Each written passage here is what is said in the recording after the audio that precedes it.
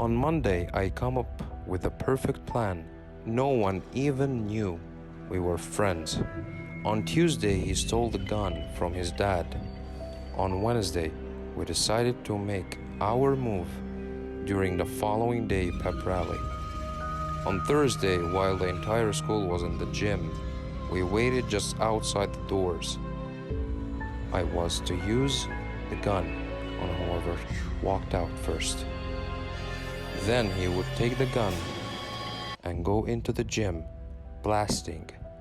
I walked up to Mr. Quinn, the guidance counselor, and shot him in the face 3 times. He fell back into the gym, dead.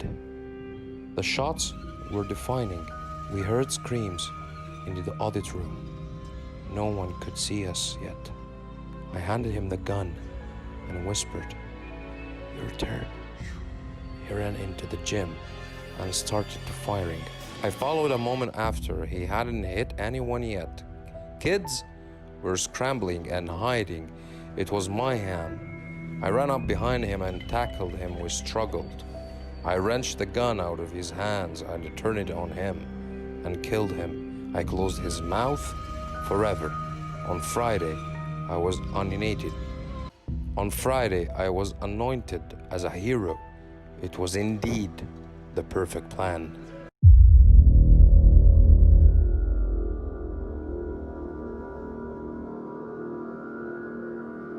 Mommy told me never to go into the basement, but I wanted to see what was making the noise.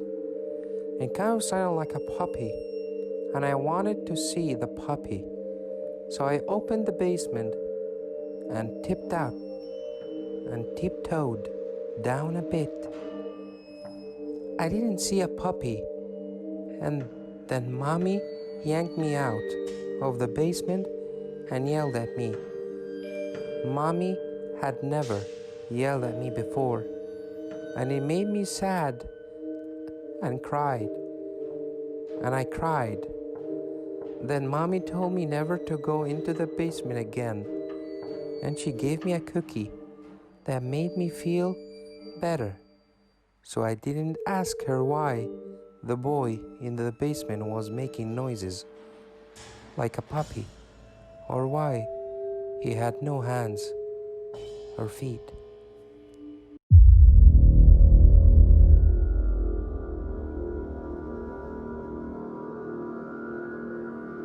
When my sister Betsy and I were kids, our family lived for a while in a charming old farmhouse.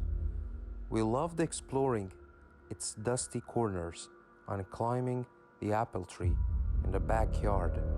But our favorite thing was the ghost.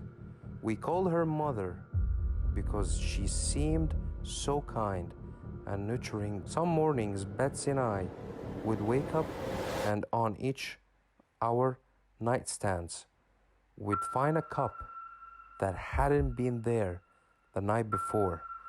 Mother had left them there, worried that we'd get thirsty during the night. She just wanted to take care of us. Among the home's original furnishing was an antique wooden chair which we kept against the back of the wall of the living room. Whenever we preoccupied watching TV or playing a game, Mother would inch that chair forward across the room towards us. Sometimes she'd manage to move it all the way to the center of the room. We always felt sad putting it back against the wall. Mother just wanted to be near us. Years later, long after we moved out, I found an old newspaper article about the farmhouse original occupant, a widow. She'd murdered her 2 children by giving them each a cup of poisoned milk before bed. Then she hung herself. The article included a photo of farmhouse living room with a woman's body hanging from a beam. Beneath her, knocked over, was that old wooden chair placed exactly in the center of the room.